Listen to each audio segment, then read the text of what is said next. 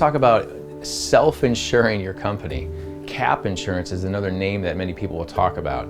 And many times, tax specialists with insurance will want to try to get into cap insurance, where you put down a large deposit. It could be $250,000 or $100,000, and you put that in a pot and it's set aside. And you're going to self-insure your company up to that amount of money that you can be liquid for, that you have capital for. And you'll self-insure your company up to the amount that you put in this fund to self-insure. And then there'll be another company that you'll engage with that'll do reinsurance. And that could be from a big carrier where they'll come in and they'll say, we will cover you. You'll cover your claims that come in up to $100,000, $250,000, whatever the amount is that makes sense for your risk or how much you're paying in premium a year.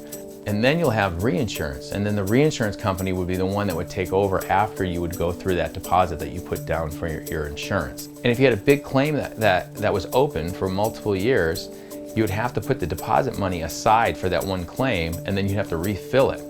But the idea of this cap insurance, self-insurance, however you want to look at it, is for bigger companies or mid-market companies that are paying a lot of money in premium every year, and they're not getting anything back, or they feel like they're not getting anything back. It is more of a high-risk way to manage your risk here, but some companies like the idea of keeping that money as much as possible, and then I believe you can use it as a tax benefit too, and then you have it reinsured where an insurance company outside, once you go over the $250K in claims, they'll come in and insure whatever you can't cover, basically. So I wanted to go over this really quick about cap insurance, self-insurance for larger companies that are paying $250,000 in premium a year. It starts happening for multiple years, and they feel like they would like to retain that money, get that money back, and also get a tax benefit from it.